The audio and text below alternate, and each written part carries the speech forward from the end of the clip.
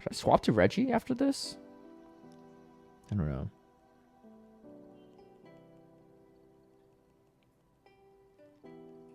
Oh, don't tell me I caught that Stone Edge. Nice. Sure did. A few moments later.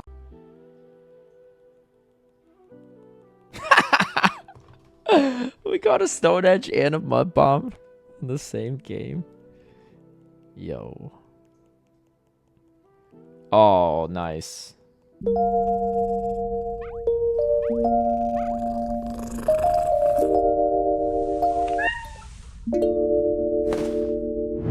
Hey everyone, I hope you're doing well. Today we're going to cover one of my first teams I used this season, which was a Great League Open team. I didn't really get a chance to get around to this footage before, so if you see me in the early ranks, that's why. But the team relies on a team very strong into the current meta, one of them being Mandibuzz as the opener, and they have Registeel and Diggersby in the back. Registeel to lure out those fighting type Pokemon, pretty much Medicham in every situation. And then of course you have the Diggersby that could clean up with Hyper Beam and Scorching Sands. The reason why I really wanted to pick Mandibuzz over the other potential flyers, especially Gligar in this current season, is because Mandibuzz is one of the best core breakers for both the Medicham and Lickitung. You see Medicham and Lickitung everywhere. Overall, the team worked really well, and partially I think it was actually because of the Diggersby more than anything else. So we're gonna get into footage and show you how to play it. Before we get into the battles, a big shout out and thank you to all my patrons who've been supporting my content creation. If you would also like to have early access to my strategies and lineups, or see behind the scenes footage of my battles, feel free to sign up in the Patreon link down below. Right off the bats, we see a Shadow Swampert, and I'm going to just showcase the battles in order of when I saw them for the most part. It's a pretty solid matchup overall, and another reason why I decided to run the Mandibuzz over the Gligar is because you can't really run a Gligar Registeel core very easily, or with Diggersby because Swampert just checks all of them. But having that Dark Pulse is really nice. It does a little bit extra damage, and now that Aerial Ace is faster to get to, it's going to be a little better. I knew I was going to CMP there, so I decided to go for an extra Snarl, just get a little bit more energy before throwing my Aerial Ace. Yeah, you do have the shield in that situation, unfortunately, but it should be one that you win handily. And then you swap out. When they come in, something that beats Mandibuzz, you swap out. And, you know, again, another great example of a core breaker in this situation. Bring out the Medicham, force them to throw their energy. This one's actually running Dynamic Punch, so pretty solid way to deal with the Registeel. Typically speaking, you should be able to win that zero shield scenario. So a little bit tougher spot for me, but either way, we force them to throw their Ice Punch. So I don't think they have enough time to get to... Let's see if they get to Dynamic Punch or not. They only get to Ice Punch, yeah, so they're a little bit short. But because of that, I know I can overfarm, and this puts me in a much better spot. And Diggersby super bulky, even in that matchup. Going to optimize against the Steelix, and I'm in a good spot here because they pretty much have to go Earthquake to take me out. Breaking Swipe is not enough, and we outpace because Scorching Sand is a much more energy move. Ooh, maybe we don't outpace. No, we don't outpace. So they do take us out with the Earthquake. So starting off with a loss there, but you know, a close matchup either way. But yeah, just goes to show Dynamic Punch Medicham is kind of a slight issue into that Registeel safe swap because you typically only win that zero shield scenario if they're running Psychic, the standard moveset, or if they don't get a Power Punch, or if they get debuffed on the Power Punch. Pelipper, very strong check to the Diggersby. We do catch a Hurricane, and again, you want to draw the fighter. It's going to be a Shadow Hitmon top. Obviously, this is definitely going to be one of the situations where you can win the zero shield scenario. You force him to shield, puts you in a good spot. Most are not running Stone Edge at this point, so I'm pretty comfortable on not shielding. I decided to just throw the Aerial Ace anyway before they get to move in case they do. And I think I just no shield. Yeah, they're running Triple Axle. The second Triple Axle is going to do a lot more damage though. But it's not going to debuff me, of course. And then they come in with a Carbink. This is definitely a great reason to run the Diggersby and the Registeel, really, because Carbink is very strong in Go Battle League, and for good reason. But it's not going to do great into this matchup. As you can see, Diggersby going to tank all that damage very well. And we are able to just finish them off before they get to another Moonblast. This Pelipper's probably going to come in. But I could probably go for the combo play. Yeah, so I go for the combo play because I had the Aerial Ace banked. They weren't able to catch some energy on the Carbink, and then we get to another one. Yeah, so Mana Buzz really be able to tank through a lot of this neutral damage, which is quite nice. So, taking a win in that one, and then now we have a Steelix lead. Pretty tough, but we get exactly what we want. Draw out the fighter with the Ready Steel. And if this one's not Dynamic Punch, we might be okay. First one was unfortunately Dynamic Punch. This one, like most Medicham, is running Psychic. And then now, again, you grab a shield or win the zeros. Either way, it's a winning situation. You get the debuff as well, which is very nice. And they throw the energy. So, pretty good. Very good positioning for me. Diggersby should be pretty in the clear. Of course, if they have like a Swampert or something, it gets a little bit tough, but we have a shield advantage. That's the most important part. I'm going to overfarm this by quite a bit just because they are debuffed. Yeah, force one throw. Oh, yeah, so this is a play I like to go for. Come in with Diggersby after this, right? And they actually had a Trevenant, actually, so something you don't see super often, but I've seen a decent amount in Great League these days. I'm actually going to shield because this is going to be one of the harder hitting moves remaining. They don't have Dynamic Punch, and you have to go for Earthquake on Steelix, which takes forever to get to. So shielding in that situation is not too bad. I'm going to let this one go at this point. They are debuffed too. I'm going to shield the second one, though. Or the third one, I guess. Yeah, just so I get a bunch of energy. And let's not forget, we have like 100 energy on the Mana Buzz. We're in such a commanding position. Alright, so they probably come in with the Steelix, if I were to guess. Yeah, they come with Steelix. We're going to throw the Scorching Sands right away.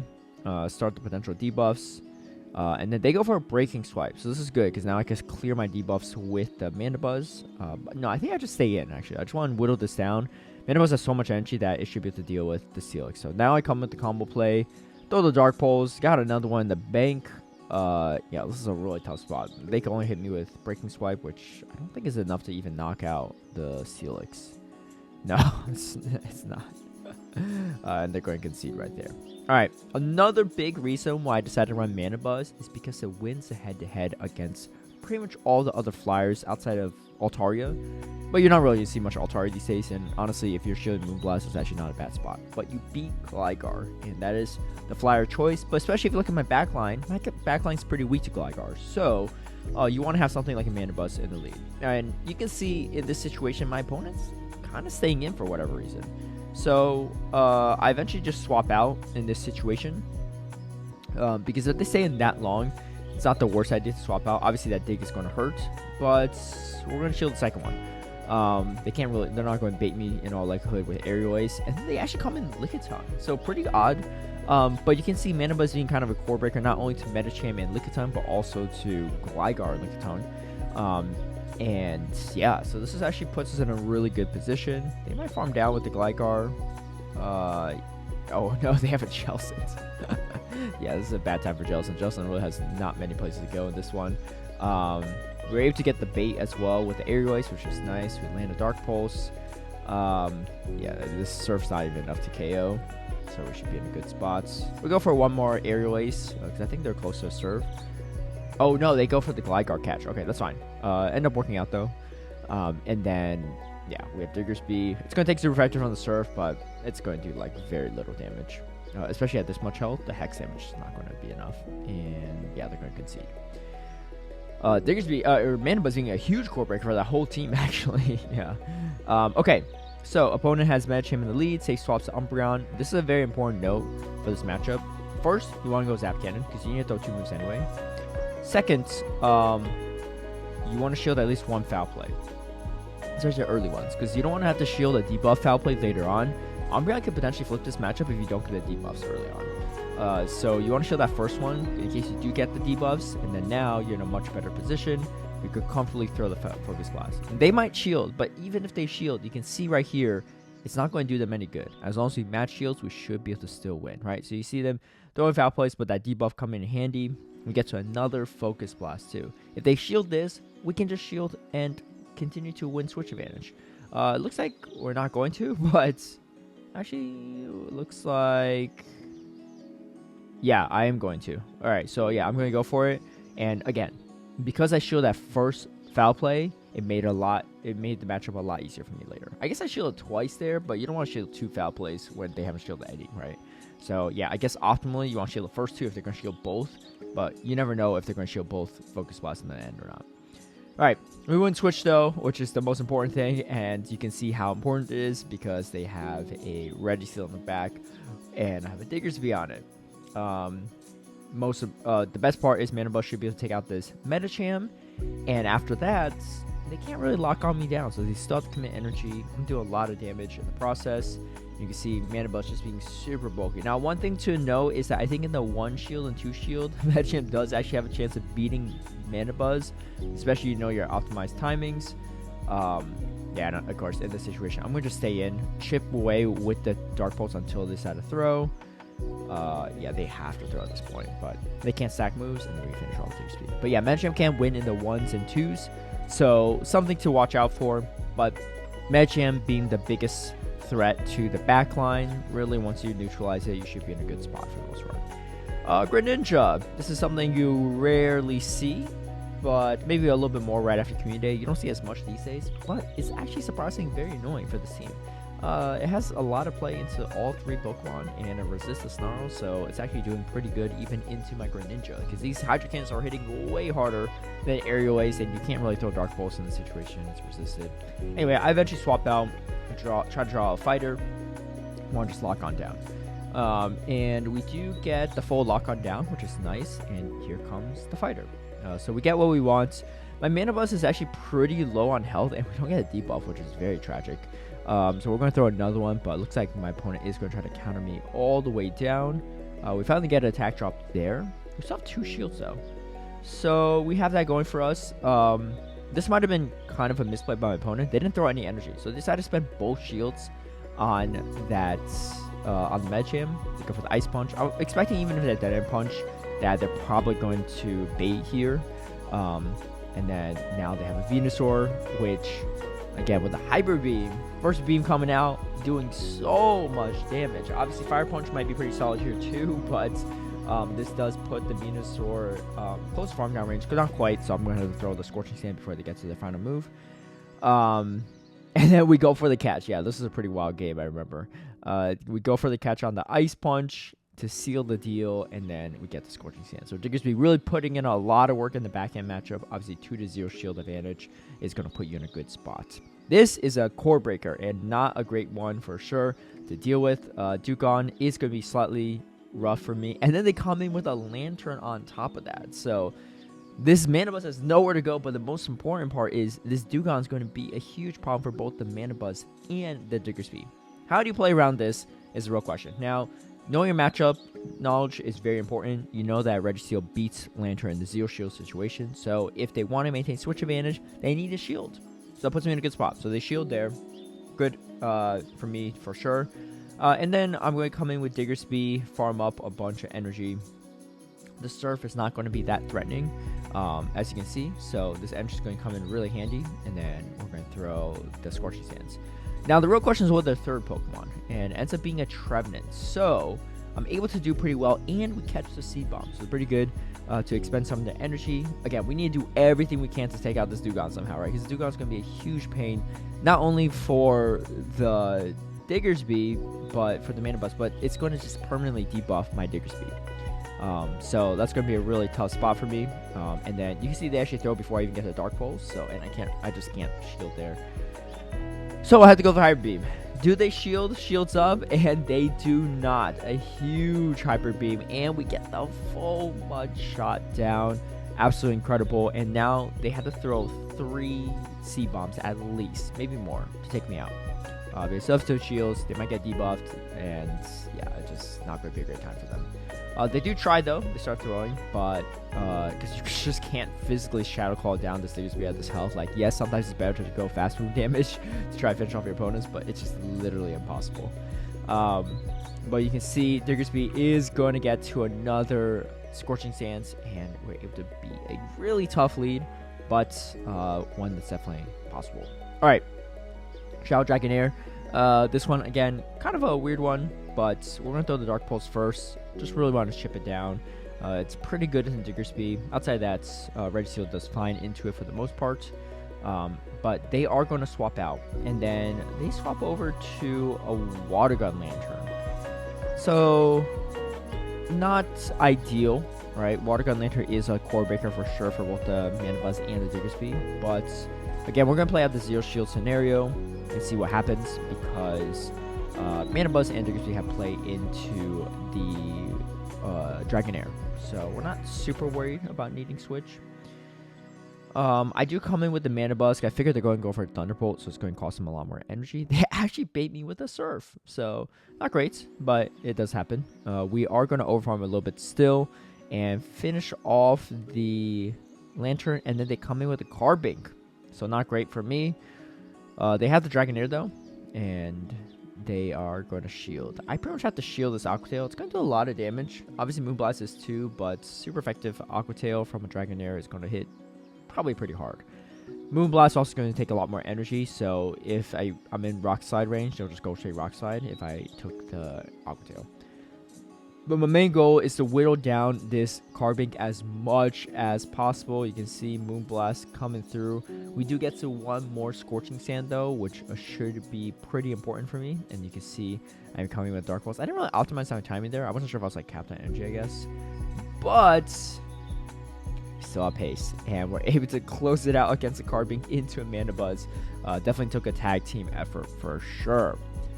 Deoxys Defense, also one where it's solid for the most part for the Manabuzz, but you do have to watch out for a Thunderbolt. I typically invest in like one shield, but I actually swap out in this situation. Draw any potential fighters. For whatever reason, there's a fighter behind a Deoxys Defense too, right?